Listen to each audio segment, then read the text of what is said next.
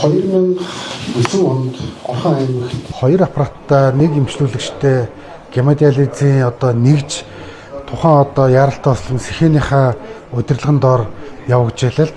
2010 онд гэхэд үндсэндээ 12 эмчлүүлэгч болоод ингээд явсан. Түүний дараа доктортойгоор нэмэгдсээр хагаад 2025 оны төгсгөл гэхэд нийтдээ 32 одоо бөөрийн аппаратанд орох зайлшгүй шаардлагатай ийм одоо иргэд бол гарч ирсэн.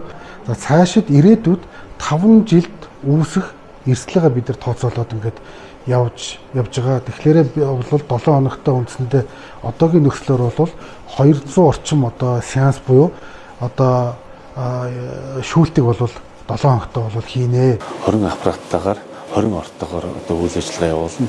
Өдрийн 3 ээлжээр нийтдээ ер нь бол 120 хүн авах хүчин чадалтай. Хэвлийвэл 50 хүн авах. Ингээд ерөнхийдөө нэг хүчийн төв, хойд хүчийн төвийг бол ер нь 170 өвчтөн бол энэ төвөр үйлчлүүлэхэд бол ямар ч асуудалгүй ажиллана. Тэгээд 10 гаруй хүн ажиллана.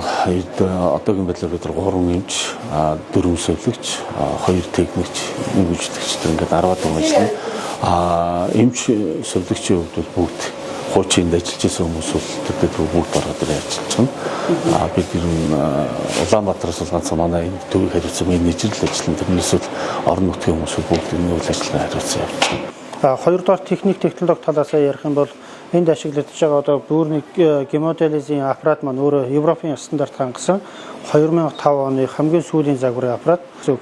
За нөгөө талаараа энэ одоо төвийн маань гол давуу тал нь бүрэн сахимжсан төв гэж нэрлэж байгаа. Одоо статусаар бол тасаг биш, нэгж биш, төвийн статус бүрэн хангагдсан учраас энэ өөрөө маш том давуу талтай.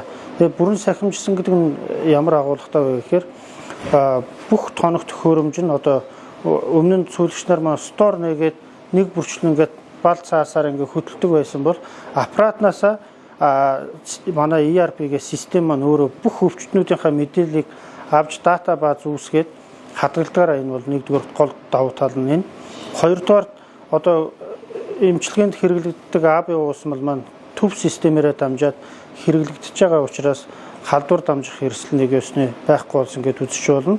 Би 2025 оны 2 сараас эхэлж гемодиализын энэ аппаратанд орж эхэлсэн. Тэгээ энэ хугацаанд би нөгөө нэг манай аппарат чинь хөрөлцөө муутай ачаал их болохоор нөгөө хүлээлэг гэж юмд байсан. Одоо нөгөө нэг яг үндсэн хүмүүс маань 7 хоногтой 3 удаа нөгөө 4 цагаар орчдөг.